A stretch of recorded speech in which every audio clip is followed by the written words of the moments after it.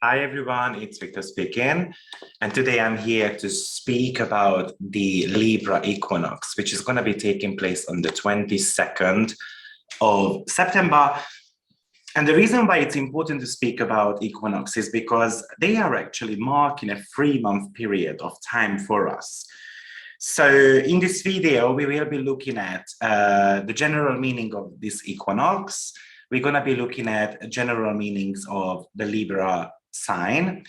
And then towards the end of the video, we will be speaking about a new asteroid, which I haven't covered yet on my channel yet. And that is called Pholus. And the reason why I will be speaking about that, because there is going to be a square once Sun enters the sign of Libra. And I feel like it's going to be prominent, and I will go through step by step with you why I believe that. Now, as I mentioned, firstly, we're going to be exploring what this Libra equinox might mean for us on a personal and on a collective level as well. So every time when a planet crosses the world axis, it impacts us very significantly. Typically on a collective level though, but it could be affecting us on a personal level as well. But typically I've seen this working out on a world scale the most. So recently, for instance, Mars crossed the world axis on September 15th. Now, what happened around this day is that a strategic alliance was announced between USA, UK, and Australia. I'm sure it was many months in the making, but that was actually the announcement date. Now, this really represents the Libra energy because Libra talks about alliances. It talks about collaboration with others, kind of like coming up with peaceful moments and so forth. Of course, Mars crossed it, which is in detrimental position in the sign of Libra. So therefore, it does indicate that not everyone is going to be accepting this with warm welcome. And this is exactly what happened. The French and the Chinese people felt very aggravated about this, especially because the French lost multi-billion dollars because of this alignment between them. Now, this Mars crossing the world axis, previously we had a very tense energy between Pluto, Aries, and Mars. So, of course, this is kind of getting escalated once that Mars goes onto this 0 point of the world axis. Now, Libra is about collaboration. The main topic with Libra is how we relate to others. It's about less of a self-focus in a sense, and then focusing on other people's needs as well, and then how we can work together. But Libra does need to learn that at the end of the day, it's about give and take. So if I give you something, you need to give something back to me as well, because that is talking about the universal balance in life. So, and I know it might sound a little bit harsh that, you know, but think about the relationships. I love you, and I want some type of love back as well in the same time. So that's where the give and take energy comes when we discuss Libra. Now, the Sun entering Libra marks basically a turn of a seasonal wheel.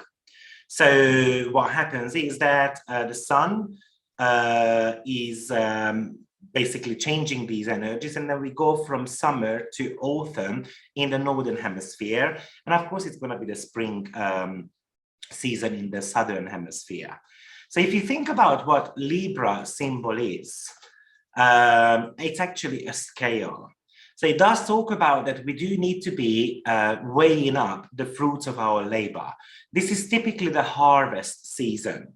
So we need to check how much tomato we grow or how much wine we can make from the grapes in this season and so forth, and then kind of coming up with an action plan. But also this is something to do with, because every single equinox is actually representing a ritual. And this ritual is very much about getting the food ready for the winter season. Now, the full symbol of Libra is actually the goddess Astrea.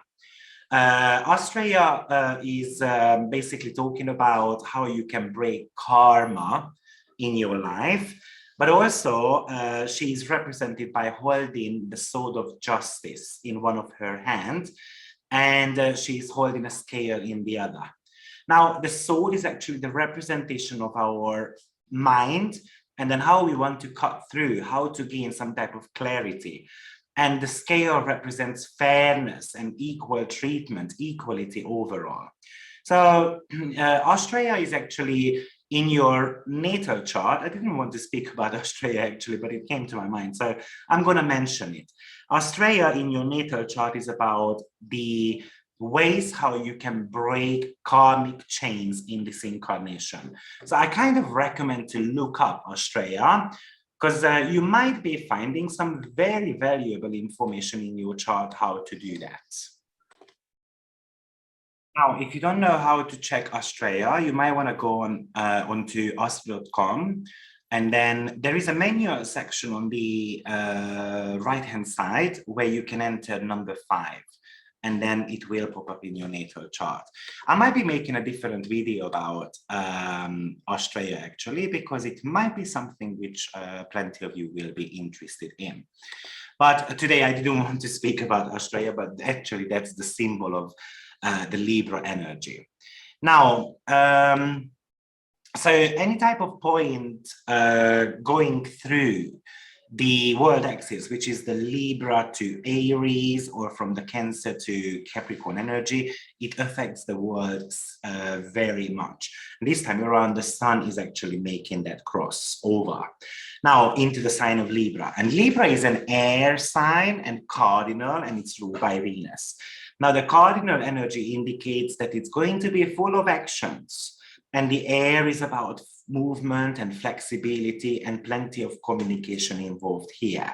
So because it's ruled by this, the planet of Venus, her placement in the crossover chart is going to be very important. And she is placed actually in the sign of Scorpio, which is of course a very weak position. So it also indicates plenty of action which will be taking place. And of course, it's going to be a little bit of a headache as well because of the detrimental position. But we're going to be speaking about that once I'm going to be sharing the chart with you. Now, Libra is actually associated with the 7th house, which is very much about the one-to-one relationships in the natal chart. The 7th house shows how we meet other people. And kind of like this is the house of sustainability, because we need to sustain connections with another and we need to reconcile our differences. So it's kind of like being aware of other people at the same time and what type of impact they have got on us. Kind of like this is the house of the opposites attracting each other. Now, if we look at the chart of the crossover, then you will see plenty of interesting things here. So therefore, I'd like to talk about it. Now, I set up the time for the 22nd of September, 8:22 p.m. London time, Greenwich Universal Time. So because we are looking at the world basically overall. Now, what you will be able to see in that chart, and then it's on the screen as well, that the rising sign is going to be about Taurus. And the rising sign actually tightly conjuncting Uranus. So Uranus is, even though we're talking about somehow peace and stability when it comes to Taurus energy, but Uranus shakes things up. And this is something which is rooted some time before, because Uranus is actually retrograde. Now, another thing which you see straight away here is that Uranus is tightly opposing Venus.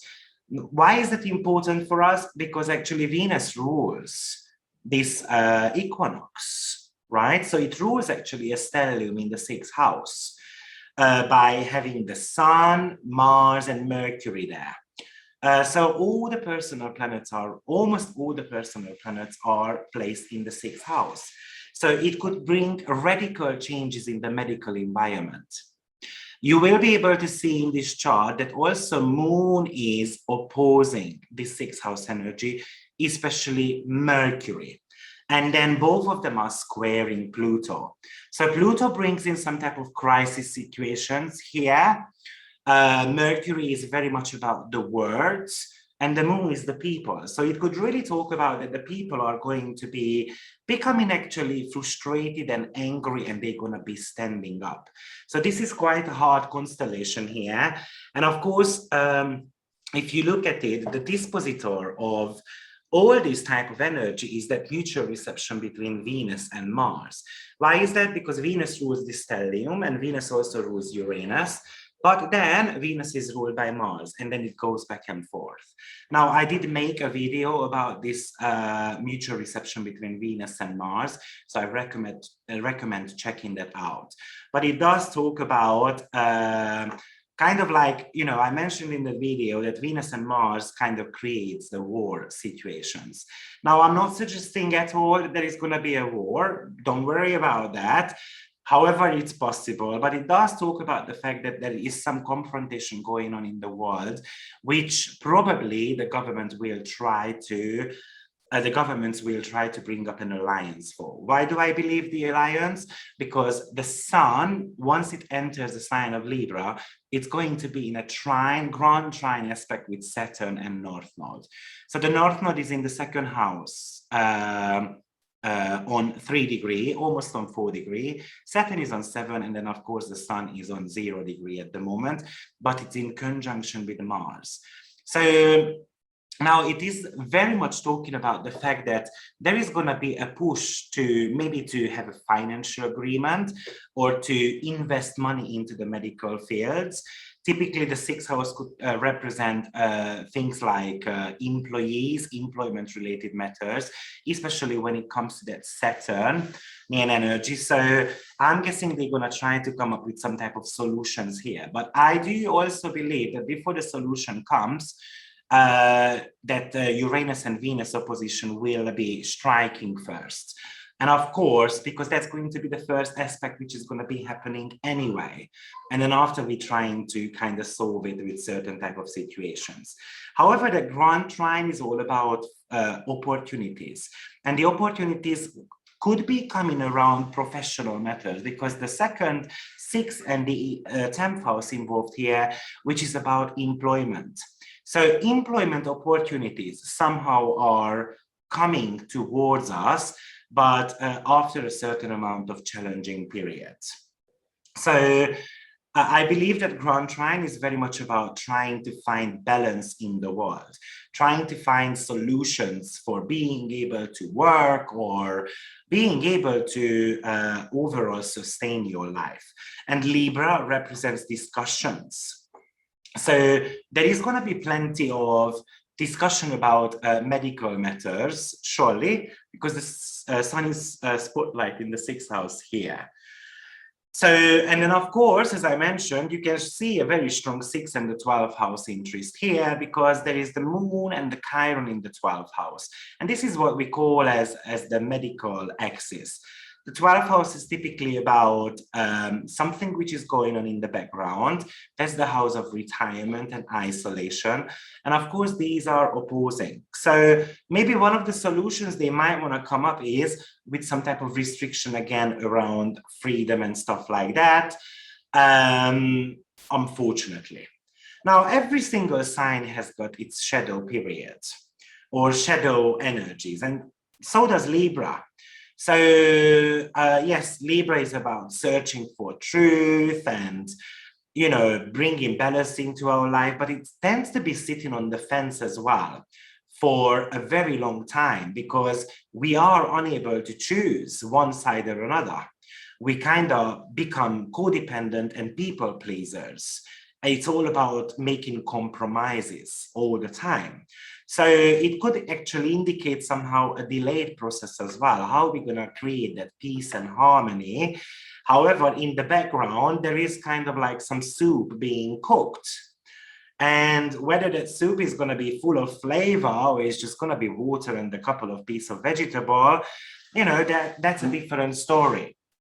So decision making is going to be very emphasized this time around medical matters. This is one of my predictions I would like to make here. Now, on a personal level, and also I'd like to mention that, you know, when we want to create peace, it always comes after a heavy burden. And also creating a peace at any cost becomes a burden as well, because it means that I have to give up on something which I might really like. So there is an element of hardship here going on with this type of energy. Now, on a personal level, while the sun is in the sign of Libra, what you can do is that spend some time with your partner. Speak to him, speak to her as often as possible. Or you can actually meet a therapist if you are having some type of relationship challenges or any type of challenges really in your life. Or this is a brilliant time to actually consult with your lawyer, kind of like trying to find justice in certain matters. And which matter it is going to be depends on, you know, where your Libra house cusp is in your chart. In my case, it's in the 8th house. So I can be spending time with my lovers, more time with my lovers, 8th house, or actually I can spend more time on occult studies, or actually I can consult a lawyer in regards to my inheritance, 8th house, and so forth. So this is how you should be putting the keywords together. Okay, but during Libra season, it's good to visit a gallery, or you can invest into art matters as well, or you can do some home renovation, making something a little bit more beautiful. Overall, this is very much about making connections, powerful connections in your life. Okay, but the most important part is try to find balance. Look at things, how did they get out of balance in your life, and then how you can create that balance again, right? Maybe certain questions you can ask yourself is, what makes me feel peaceful in regards to my Libra house? Is it difficult for me to be around people, or is it difficult for me to connect to people? Why do you think that life is not fair? Am I able to actually follow? Am I able to make better choices, which is actually going to be following my true heart desire? Or what part of my life do I need to make compromises, which actually I don't want to? Now, another interesting thing about this Libra Equinox is that just a day before, we had actually a full moon, which I made a video about already. So it's available on my YouTube channel. Check that out. But this full moon was almost on 29 degrees in the sign of Pisces, which very much talks about endings. Every single ending is coming with a new beginning. And that ending is actually the sun moving into the sign of Libra. So, as I mentioned, you can see on the chart, the Sun and the Mars conjunction is definitely very important because it highlights the mutual reception between Venus and Mars. So this is an odd placement for Mars, because Mars wants to act, but Libra says, no, you have to do it for others. So this is all about fighting for justice, truth, and fighting for your own truth and fighting for other people as well. So I reckon while Libra Sun will be taking place, so let's say this is going to be the next 3 months, there is going to be a spotlight on plenty of legal matters.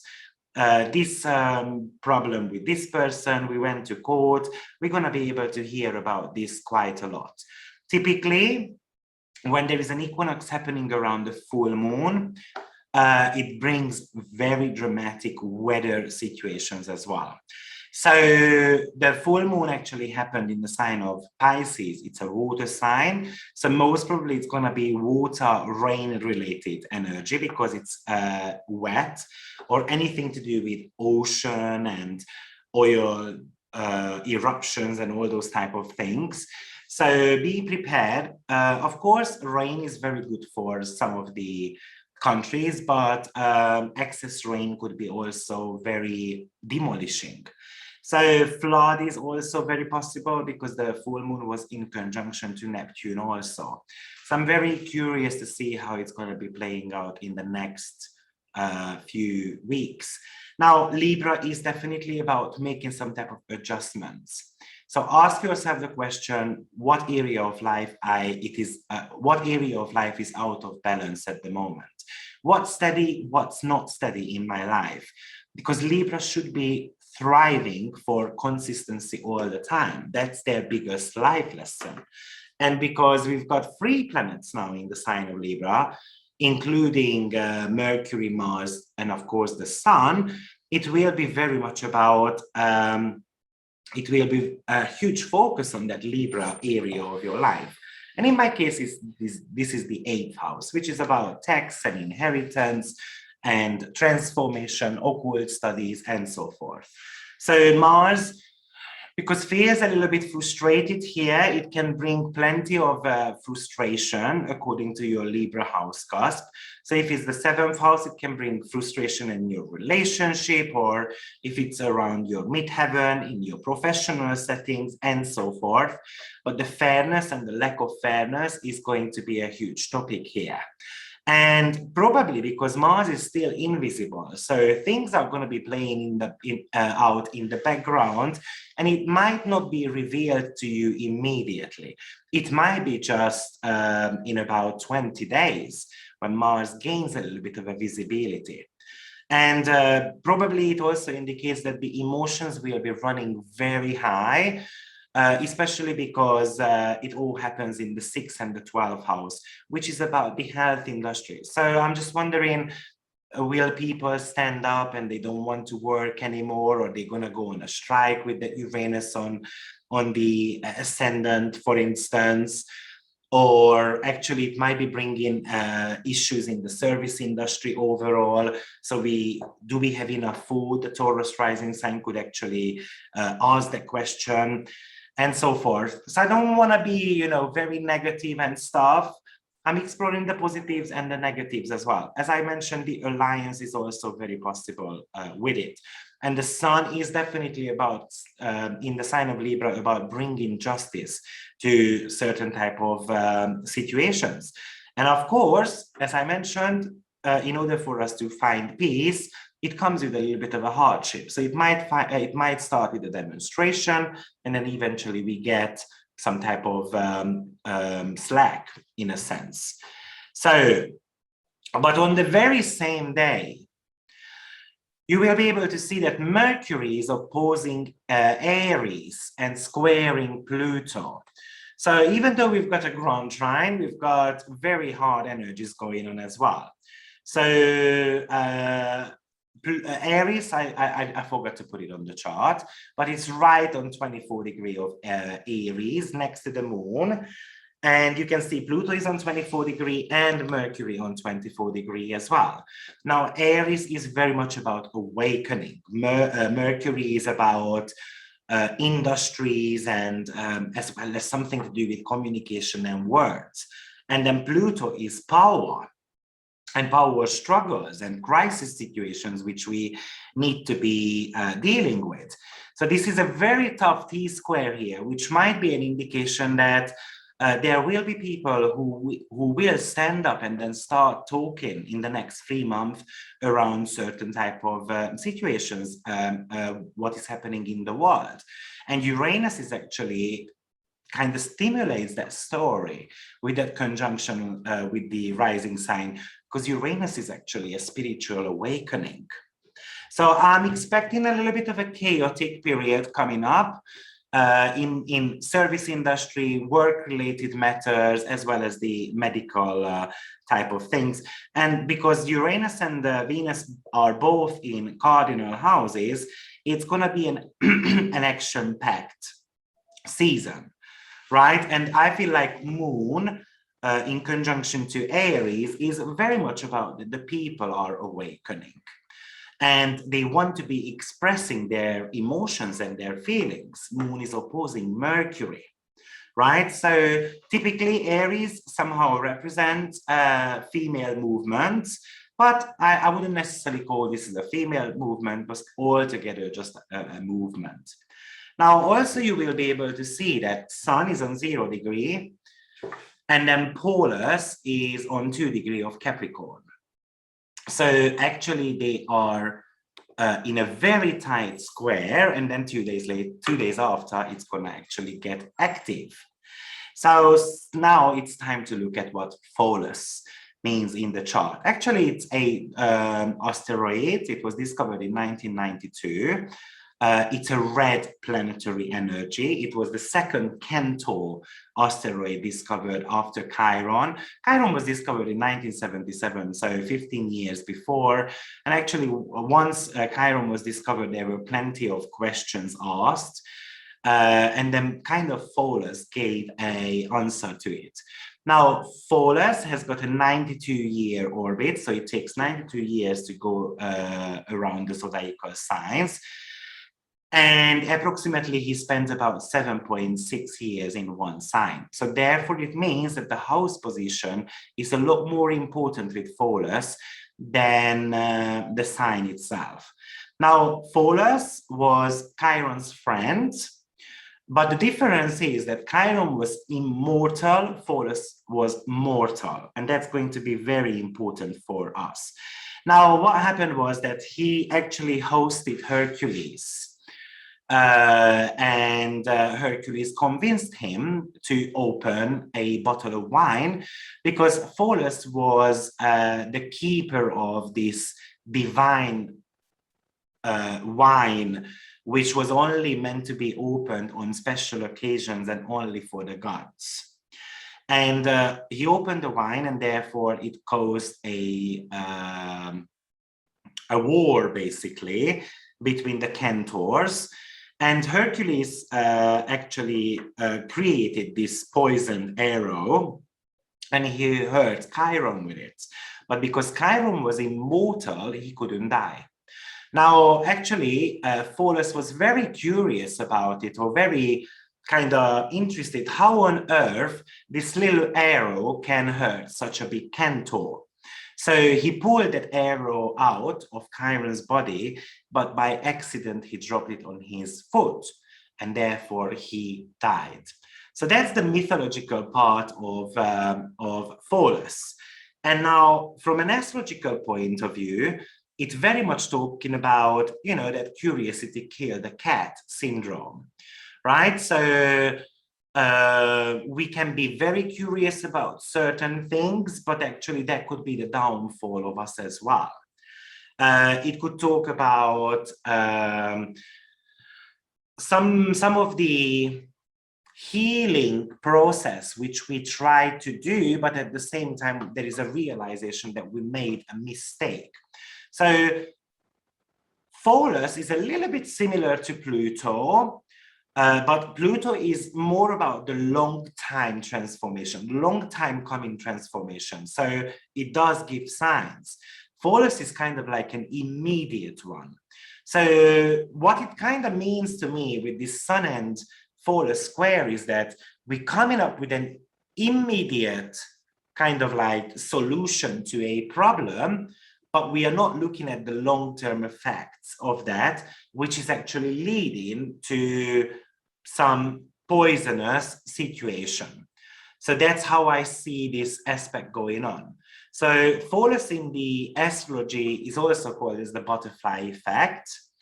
It's kind of like a painful realization, sudden painful realization of certain type of boundaries which were not created in a sense, but it also talks about the harmless curiosity, which just looks very innocent at the beginning, but that leads to something huge. By the way, once when he was discovered, also it was in 0 degree of Leo as well, which I kind of feel like very suits this story because, of course, Leo is all about celebration. So I would say that Pholus is kind of like the Pandora's box. Everyone wants to open it, but then we don't see that what type of energies we release. So the curiosity kills the cat situation is in your natal chart, you might treat Pholus as an area of life when you have got the tendency to overstep the boundaries while you are trying to learn those. And maybe you do something with it, which is actually impacting your life in a way. And also in that area of life, you are reminded of mortality. Because remember that any action seems very harmless, but everything has got consequences. I know Pholus might be a little bit harder to understand. It's only prominent in your natal chart if it has got some type of conjunctions. I would be focusing on the conjunctions typically, and I would say that within about 2 degrees. And conjunctions to the angles or sun and moon or the chart ruler overall, but you can also look at the oppositions and the squares as well. So some of the keywords to Pholus is release, self-destruction, awakening, euphoria, and the euphoria is also a very interesting one because obviously they were drinking wine, which is eventually making you tipsy. Now think about what a drunk person does. They say that they say the truth, right? So, and then they let the cat out of the bag in a sense. So because we tend to be a little bit more honest. And then the next day when we wake up, we're just scratching our head, what did I do? So, Pholus could talk about some type of discovery and kind of, it acts like a catalyst. It's a boom energy, really. It brings panic and ecstasy as well at the same time. So if I wanted to describe, for instance, to recognize a prominent Pholus in the chart, then people who are saying, I would have never done that if I knew what I was getting into. This is kind of the Pholus, what it would say. But later on in life, they might say that, I'm glad actually I did it. Okay, so it's very much about a small gesture, which is leading into something bigger. Or we can talk about a minor project as well, which becomes actually a life work overall. Or imagine an experiment, because let's say we want to save lives, and then all of a sudden we've got something new created, which is more destroying than ever. So these type of developmental stages, what that Pholus can actually talk about in your chart. In some cases, actually, Pholus can represent or instigate situations in which something gets out and then you can't get it back in anymore. So something like, for instance, when a riot begins and the government cannot stop it, or you make one change and it cascades into series of other developments and all those type of things. Now, if your Pholus has got a conjunctions, typically conjunction to one of your personal planets, so Sun, Moon, Mercury, Venus, and Mars, actually it could indicate some mood swings, some swift changes in your personality. And if it has got connections to the outer planets, then it usually indicates rapid ups and downs in your life, very shortly, okay? So that you can actually check out in your chart. Now, because this Pholus started to actually intrigue me a little bit once I spotted in this chart that there is this square going on. And I looked back when Pholus entered the sign of Capricorn, and that was on the 23rd of October in 2019. I don't think I have to tell you what was going on around that time, right? So I'm just gonna leave it that way. Also at that time, the sun exactly was on 0 degree of Scorpio as well. So there was a sextile between them too. Now, then I looked a little bit further with Pholus, And it was conjuncting the South Node in between March 25th to 31st, 2020. I don't think I have to tell you what was going on there.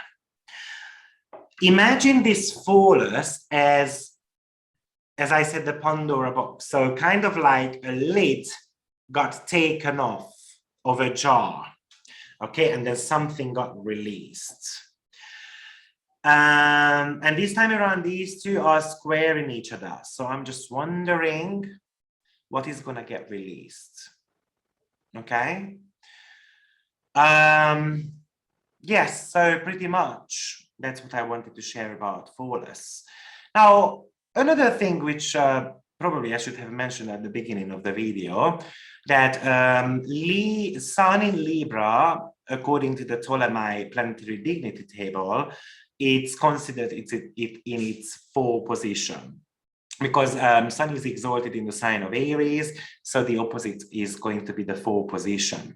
One of the reasons why the Sun is actually fall in Libra, because that's the exalted position of Saturn, and the Sun and Saturn are natural enemies, okay?